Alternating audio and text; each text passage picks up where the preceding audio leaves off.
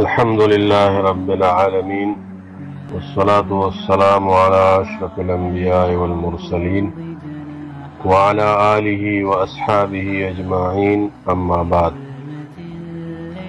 سوال دا دی چې دا بعض خلک شیزونه مارچه کوي، لکه دا یو کور په بل کور باندې بدلی مارچه لګوي او د هغه کمی بیشي وغیره د هغې پیسې ورکوي، یا دارنګې بعض خلک ګاډي بدلی مارچې لګوي پکې.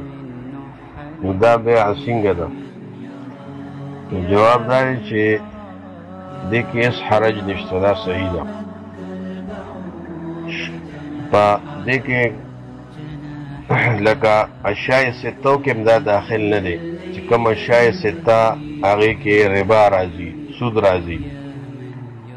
او دارنګې چې بیا کومو فقهاو د دې نه هغه علتونه راوښتي دي، طعم او مطعوم او ثمنیت وغیره، قیمت او ثمن، نو دا هم پکې نشته، دغه علتونه هم په دې کې نشته.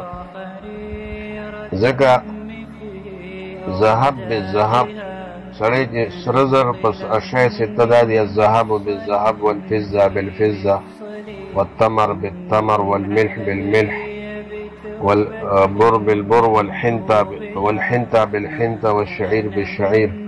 دا اشیاء سته په حدیث کې راغلي دي چې دا ما مخکې وروستو الفاظ وي، خو حدیث کې مجموعه د الفاظ شته دی. دا اشیاء سته چې لکه سره زر په مقابل د سرو زرو کې وي، نو دې کې دوه شرطه دي.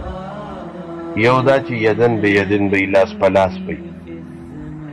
دویم پکې دا دی مثلن به مثلن وي، او دواړه به یو مري په تول او ماسه کې دواړه برابري.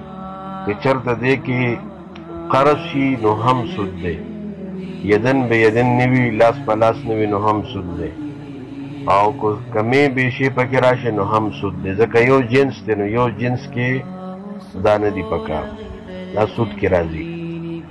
اوس چې کله جنس بدل شي، مثال ذهب په فضه سره، سره زر په فضه سره بدلیږي، نو بیا په دې صورت کې په دې کې شرط دا دی چې یدن به یدن وي، لاس په لاس وي، او زیادت کمی پکې راځي، ځکه د ذهب او قیمت د سرو زرو زیات دی او د فضه کم دی.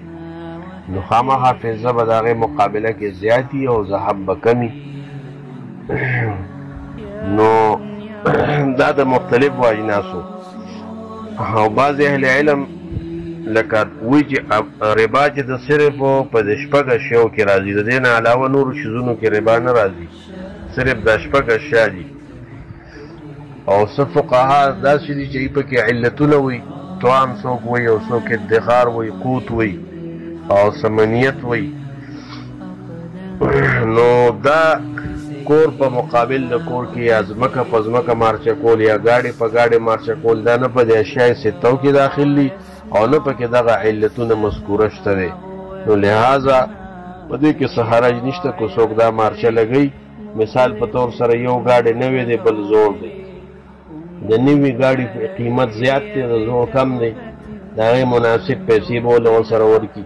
داسې کور دی، کور سړی مارچه کوي، یو کور د زیات قیمت دی، ځمکه زیاته ده یا تعمیر یې ښایسته دی، بل د کم قیمت دی، نو د هغې مناسب پیسې به اخلي، ورکوي به دغه کمې به پوره کوي. نو دا مارجه دی کې څه حرج نشته دی، ځکه اصل په بیوعو کې دا توسع ده، دا یعنی مطلب دا دی چې کومې پورې شریعت کې حرمت او ممانعت نه وي، نو هغه جایز وي. نو لہذا دې کې څه ممانعت مونږ ته نه ښکاري، شرعي لحاظ سره دا څه حرج پکې نشته، درست دی.